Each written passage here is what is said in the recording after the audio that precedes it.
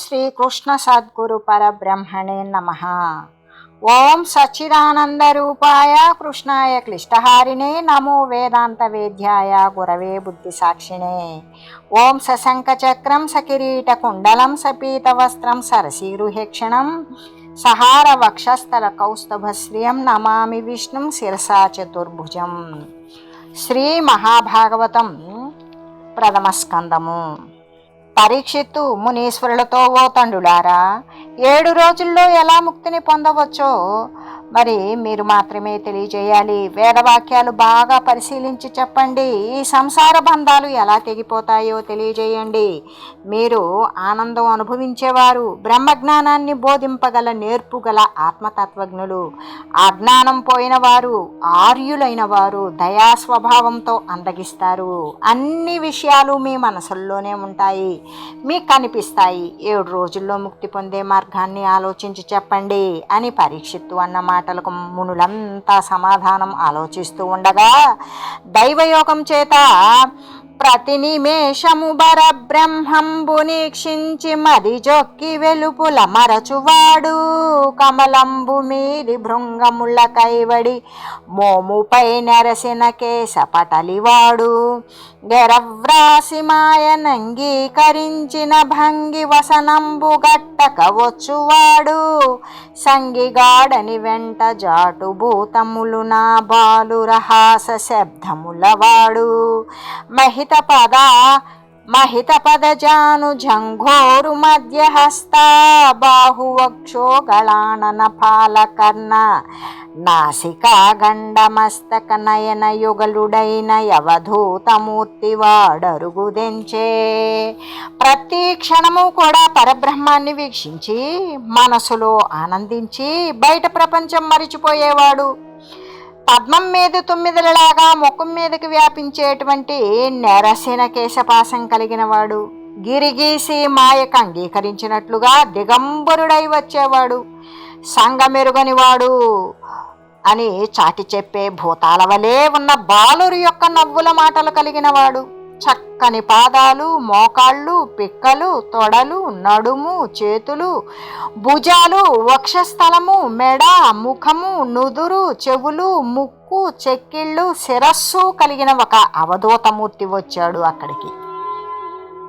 ఈరని లోకులగినిసి ఎగ్గులు వల్కని వాడు, గోరికల్ గోరని వాడు, గూటు వల గూడని వాడు, వృధా ప్రపంచముం జేరని వాడు, దైవగతి జేరిన లాభము చూచి తుష్టుడై నేరని వాని చందమున నేర్పులు సూపని వాడు, వెండియున్ ఏమీ ఇవ్వలేదని లోకుల మీద కోపించి అతడు ఎగ్గులు పలకడు, అస్సలు తప్పులు చెప్పడు, కోరికలేవి కోరడు, ఎవరితో కూడా సంబంధాలు పెట్టుకోడు, వ్యర్థమైన ప్రపంచ విషయాలు పట్టించుకోడు, దైవవశాత్తు కలిగిన దానితో సంతృప్తి చెంది తెలియని వాని వలెనే కనబడతాడు.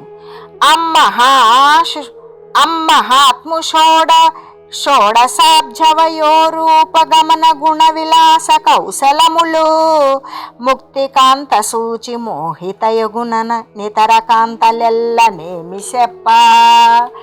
ఆ 16 నవయవనం కలిగిన ఆ అతని రూపము, నడక, సద్గుణాలు, విలాసము, నేర్పు చూసి ముక్తికాంతయే మోహిస్తుంది.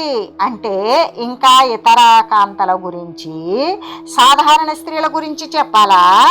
వెర్రితనము మాని విజ్ఞానమూర్తి అయి బ్రహ్మభావమునను పర్యటింప, వెర్రి అంచుసుకుని వెంటనే తెంతురు వెలధులర్భకులును వెర్రులగుచు. వెర్రితనం విడిచి విజ్ఞాన రూపుడే అయ్యున్న బ్రహ్మజ్ఞానంతో సంచరిస్తూ ఉన్న శుకుని చూసి వెంటబడి స్త్రీలు, బాలురు వెర్రి వాళ్ళై పరుగులు పెడుతూ ఉంటారు. ఇలా వ్యాసకుమారుడైన శుకుడు వచ్చాడు. అక్కడి మహర్షులు ఆ మహాత్ముని యొక్క ప్రభావం తెలిసిన వారు కనుక తమ తమ ఆసనాలను దిగారు, ఎదురు వచ్చి స్వాగతం ఇచ్చారు. పరీక్షిత్తు ఆ మహాయోగికి అతిథి సత్కారాలు చేసి సాష్టాంగ దండ నమస్కారం చేసి పూజించాడు. అప్పుడు గ్రహాలు నక్షత్రాలు తారకల మధ్య ప్రకాశించే పూర్ణిమా చంద్రునిలాగా సుఖమహర్షి బ్రహ్మర్షి దేవర్షి రాజర్షుల మధ్యలో ప్రకాశిస్తూ ఉన్నాడు. ఆయనను చూసి ఫాలము నేలమోపి భయభక్తులతోడ నమస్కరించి భూపాలకులోత్తముండు గర పద్మములన్ ముకులించి నేడు నా పాలిట భాగ్యమెట్టిదియో పావనమూర్తివి పుణ్యకీర్తివి వేలకు నీవు వచ్చితివి వేకభూషణ దివ్య భాషణ.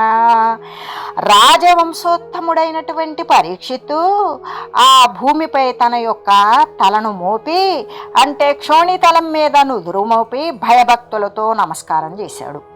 చేతులు జోడించి ఇలా అంటున్నాడు, ఓ మహాత్మా, నేడు నా అదృష్టం ఎంతటిదో, పుణ్యమూర్తివి పుణ్యకీర్తివి, సమయానికి వచ్చావు. నీవు వివేకం కలిగి చక్కని ఉత్తమ భాషణం చేస్తావు మహాత్మా.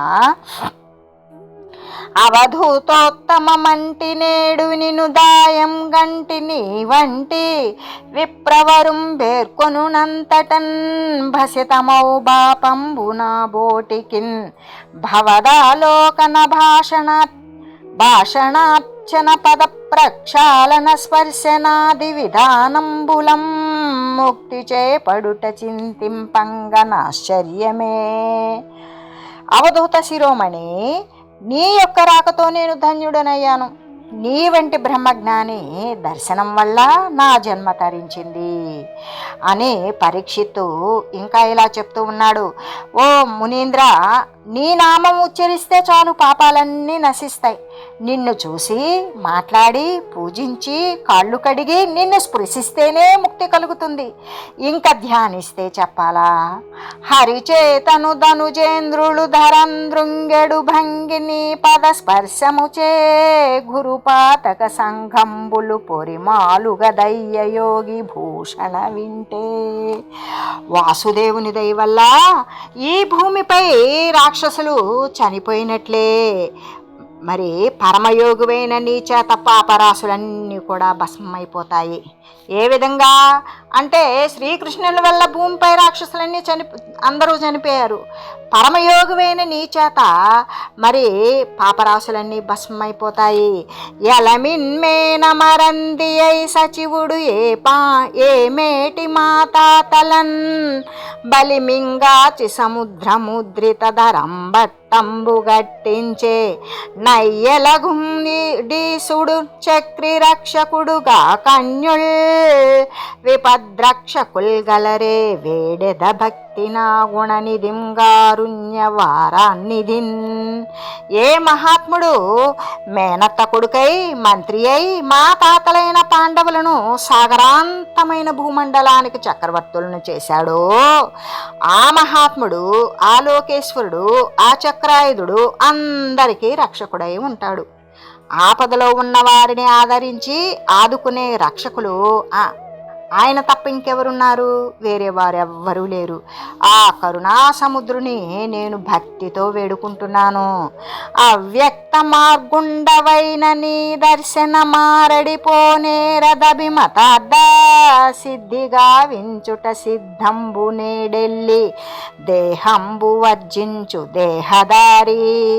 కేమి చింతించిననేమి జపించిననేమి గావించిన ఏమి వినినా ఏమి సేవించిన నెన్నడు సంసార పద్ధతి బాసిన పదవి గలుగు. నుండమనరాదు గురుడవు యోగి విబుడవావు బిదికిన తడవెంత ఎంతసేపు గాని ఒక దశ నుండవు కరుణతోడ చెప్పవే తండ్రి ముక్తికి చేరు తెరువు. ఓ తండ్రి, నీవు అవ్యక్త మార్గుడవు. నీ దర్శనం మాకు వృధా కాదు.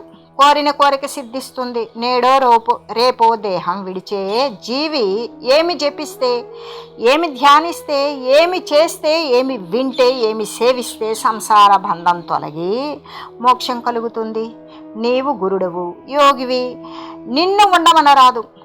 ఆవు పాలు పిదికినంతసేపు తప్ప మించి నీవు ఒక్క చోట ఉండవు తండ్రి. ముక్తికి చేరే మార్గం చెప్పు తండ్రి అని పరీక్షిత్ మహారాజు సుఖమహర్షిని అడిగాడు. రాజీవ పత్రలోచన రాజేంద్ర కిరీటి ఘటిత రత్నమరీచి భ్రాజిత పాదాంభోరోహ భూజన మందార నిత్య పుణ్య విచార. పద్మపత్రాల వంటి కన్నులు గలవాడా, రాజేంద్రుల కిరీటాలలో కూర్చిన రత్నాల కాంతులతో మెరిసే పాద పద్మాలు కలిగిన వాడవు. భక్తుల పాలిటి కల్పవృక్షమా, నిత్యము పుణ్యప్రదమైన ఆలోచనలనే చేసేటువంటి వాడవు. అనుపమ గుణహార హన్యమానారి వీరా జన వినుత విహార జానకి చిత్తచోర ధనుజఘన సమీరా దానవ శ్రీ విధార ఘన కలుష కఠోర కంది గర్వాపహార. సాటి లేని సద్గుణాల హారమా, చంపబడే శత్రుల వీరులు కలిగిన వాడవు. మరి జనులు ప్రశంసించే విహారం చేసేవాడవు. జానకీదేవి చిత్తాన్ని హరించిన వాడవు. రాక్షసులనే మేఘాలను పారద్రోలే ప్రభంజనుడువు. దానవగుణ సంపదను బ్రద్దలు చేసేవాడవు. కలుషాల పట్ల కఠోరమైన వాడవు. సముద్రుని గర్వం అపహరించిన వాడవు అని పలుకుతూ, ఇది పరమేశ్వరుని దయతో కలిగినటువంటి కవితా వైచిత్రి కలిగిన వాడు, కేసన మంత్రి పుత్రుడు, సహజ పాండిత్యుడు అయిన శ్రీ పోతనామాత్యుని చేత రచింపబడిన శ్రీ మహాభాగవతము అనే మహాపురాణంలో నైమిషారణ్య వర్ణనము, సౌనకాదుల చేత ప్రశ్న, సూతుడు నారాయణ కథను సూచించడం, వ్యాసుని యొక్క చింత, నారదుని రాక, నారదుని పూర్వకల్ప వృత్తాంతము, పుత్రశోకాతుర అయిన ద్రౌపదికి అర్జునుడు అశ్వత్థామను అప్పగించడం, గర్వం తొలగించి విడిపించడం, భీష్ముడు నిర్యాణం చెందడం, ధర్మరాజుని రాజ్యాభిషేకం, గోవిందుడు ద్వారకకు వెళ్ళడం, ఉత్తరాగర్భంలో ఉన్న శిశువును అశ్వత్థామ బాణానికి ఆహుతి కాకుండా కృష్ణుడు రక్షించడం,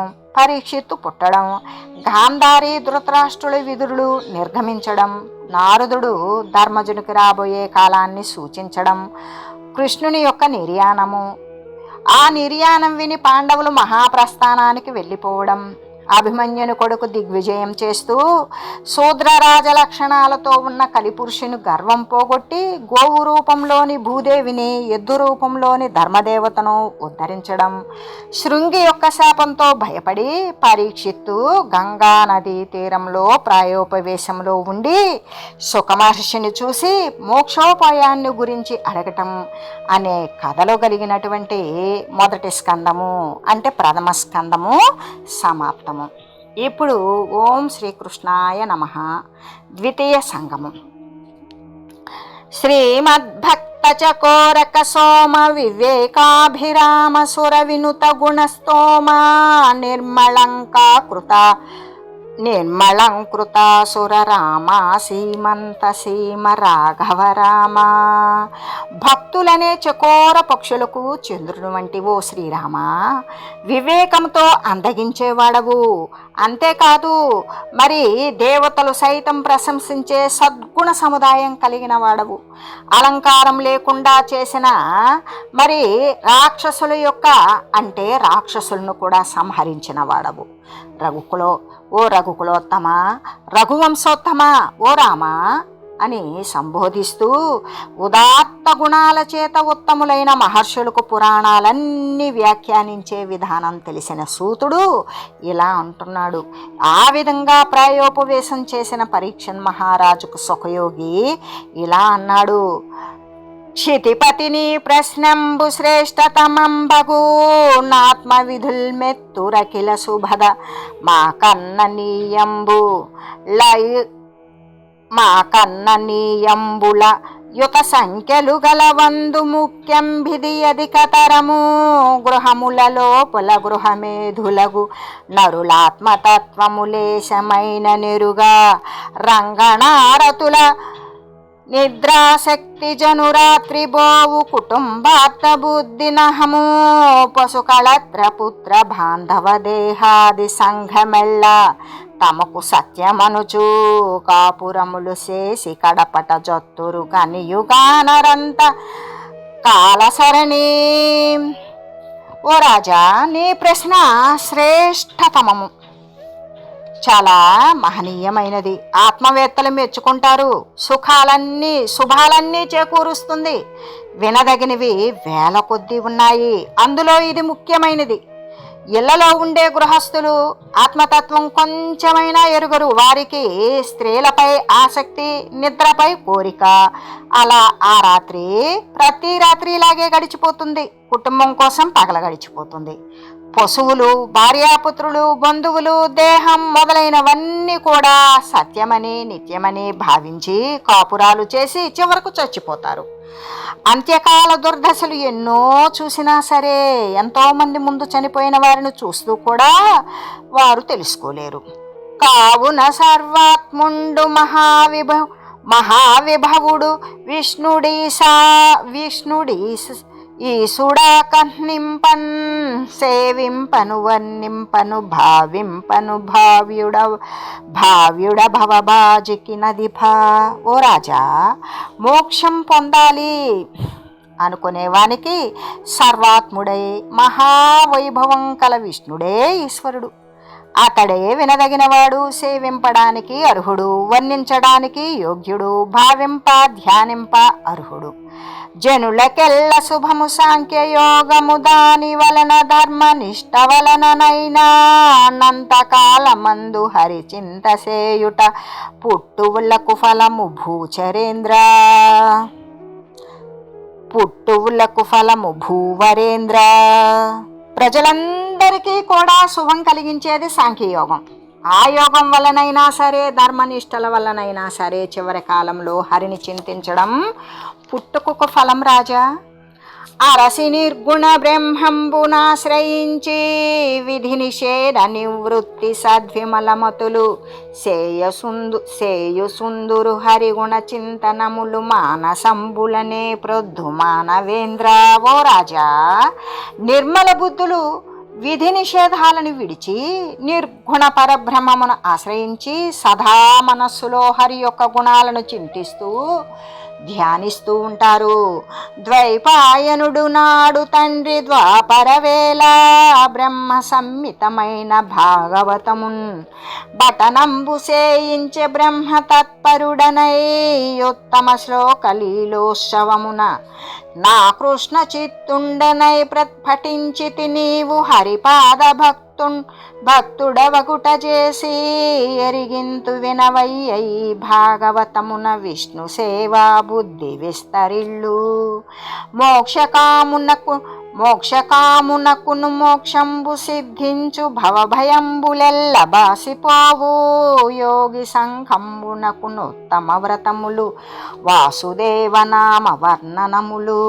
నా తండ్రి అయిన వ్యాస మహర్షి ద్వాపర యుగాంతములో బ్రహ్మ సంహితమైనటువంటి భాగవతం నా చేత చదివించారు.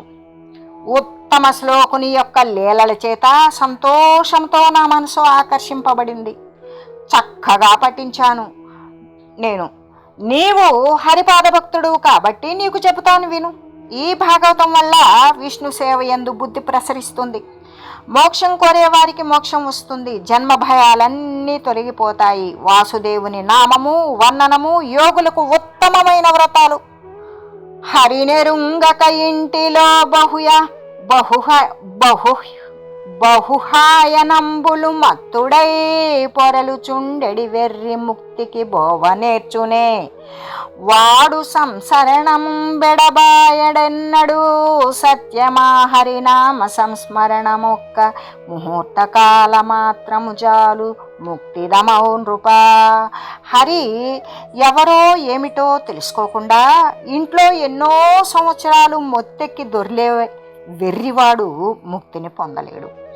వాడు ఎన్నడూ సంసారం విడవలేడు. నిజం రాజా, ముక్తి కలగాలంటే ఆ శ్రీహరి యొక్క స్మరణం ఒక్క ముహూర్త కాలం చేస్తే చాలు రాజా, ముక్తి కలుగుతుంది. కౌరవేశ్వర తొల్లి కట్వాంగుడను విభుండిల నేడు దీవుల నేలుచుండి శక్రాది దివుజులు సంగ్రామ భూములను గ్రదానవుళ్లకు నోడి వచ్చి దమకు దోడడిరిగిన ధర నుండి దివికేగి దానవ విభులనందరవదింప వరమిత్తు మనుచు దేవతలు సంభాషింప జీవిత కాలంబు సెప్పుడిదియా. నా వరము నాకు నుండు వరమొల్లననవుడు నాయు ఒక ముహూర్తమంతదడవు గలదటంచు బలుక గగనయానమున నమ్మానవేశ్వరుడు మహికి వచ్చే. రాజా పూర్వం కట్వాంగుడు అనే రాజు సప్తద్వీపాలను పాలించేవాడు. ఇంద్రాది దేవతలు యుద్ధభూములలో భయంకర రాక్షసుల చేత ఓడిపోయి వచ్చి తమకు సాయం చేయమని కట్వాంగుణ్ణి ప్రార్థించారు. ఆయన భూలోకం నుండి స్వర్గలోకానికి వెళ్ళాడు. రాక్షసులందరినీ చంపాడు. దేవతలు సంతోషించారు. పరమ పదామైనటువంటి వరమడుగు నాయన, నేను మీకు ఇస్తాము అన్నారు. అప్పుడు ఆ కట్వాంగుడు ఏమన్నాడంటే, నా జీవితకాలం ఇంకా ఎంత ఉందో తెలియజేయండి, ఇదే నాకు వరం, నాకు ఇంకేమీ అక్కరలేదు అన్నాడు. నీకు ఆయువు ఇంకా ఒక ముహూర్త కాలమే అన్నారు వేల్పులు. వెంటనే ఆ రాజు ఆకాశ మార్గాన భూమికి వచ్చాడు. వచ్చి గిరుళంబోలడి కరుళన్ హరుళం ధన ప్రాణ దైతల్మనియడి సుందరులను హితవరులను బుధవరులను వర్జించి గాఢ వైరాగ్యమునన్ పర్వతాల వంటి ఏనుగుల్ని గుర్రాలను ప్రాణానికి ప్రాణమైనటువంటి సుందరీమణుల్ని హితం పలికే వారిని పండితులను అందరినీ వదిలి గాఢమైనటువంటి వైరాగ్యంతో గోవింద నామ కీర్తన గావించి భయంబు దక్కి కట్వాంగ ధరిత్రి విభుడు నోరగొనియను కైవల్యము దొల్లి 2 గడియలలో గోవిందనామ కీర్తి చేశాడు. భయం విడిచాడు. పూర్తిగా కట్వాంగ మహారాజు మోక్షము 2 గడియల్లోనే పొందాడు అని శ్రీ సుఖదేవుడు పరీక్షిత్ మహారాజుకు తెలియజేస్తున్నాడు. ఓం మంగళం శ్రీ కురుక్షేత్ర రణక్షోణి విహారిణే పార్థసారథి రూపాయ గీతాచార్యాయ మంగళం. ఓం మంగళం నమోస్త్వనంతాయ సహస్రమూర్తయే సహస్రపాదాక్షి శిరోరుబాహవే సహస్రనామ్నే పురుషాయ శాశ్వతే సహస్రకోటి యుగధారిణే నమః. ఓం శ్రీమతే నారాయణాయ నమః. శ్రీమన్నారాయణ చరణౌ శరణం ప్రపద్యే. హరి ఓం తత్సత్.